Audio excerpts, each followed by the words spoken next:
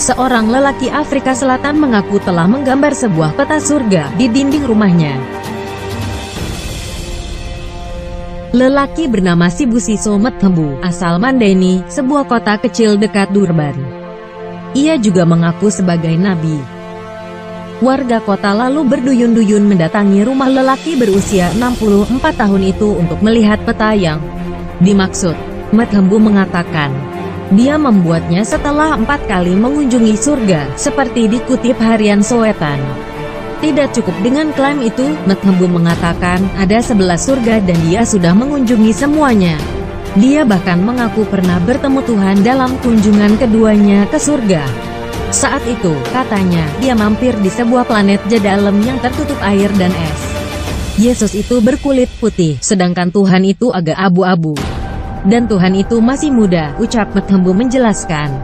Kepada Sowetan, Mthembu mengisahkan, pada 1993 seorang pria berkulit putih mendatanginya di rumah dan mengatakan bahwa surga memerlukannya. Ketika malaikat itu kembali setahun kemudian, Mthembu diajak ke surga. Saya diajak ke surga kelima yang disebut Krista. Di situ saya bertemu dengan Yesus di sebuah kota yang dinamakan Saromi, katanya pada Sowetan. Mthembu juga mengatakan, Harold Camping yang meramalkan bahwa dunia akan kiamat pada akhir Mei 2011 adalah hal yang benar. Meskipun sampai hari ini ramalan itu tidak terjadi. Sebenarnya yang terjadi pada hari itu adalah terjadi pertemuan besar di surga, yang disebut Ilbanta, untuk membicarakan perang besar melawan setan, ucap Mthembu. Nabi mengatakan satu hari menurut Tuhan setara dengan 891 tahun. Jadi 23 Mei itu merupakan awal hitungan untuk kiamat, papar Mthembu. Sejak kembali dari perjalanan terakhirnya ke surga pada 2008, Mthembu menggambar peta surga dan penghuninya. Itulah yang ingin dia tunjukkan pada dunia.